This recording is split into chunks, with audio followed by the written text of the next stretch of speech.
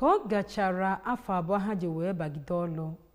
otu Anambra State Law Revision Committee ewetego nchịkọta ha n'aka gọọmenti steeti a site n'aka Attorney General na Kọmishọna na-ahụ maka ikpe nkwụmọtọ bụ Ọkammụta Sylvia Ifemeje. Onye ọla bụ Joseph Egbocha kọrọ anyị na aka chịbụrụ steeti a n'oge gara aga bụ Gọvanọ Willie Obianọ guzobere otu kọmitii ahụ ma nye ha ọnwa 6 ka ha wee lụchaa ya bụ ọlụ ma gbakwunye na ya bụ amụma iji wee fụ na ọhaneze steeti a bụ ndị ọ ga na-adịrị mfe inweta ikpe nkwụmọtọ. Gere akụkọ ahụ n'uju.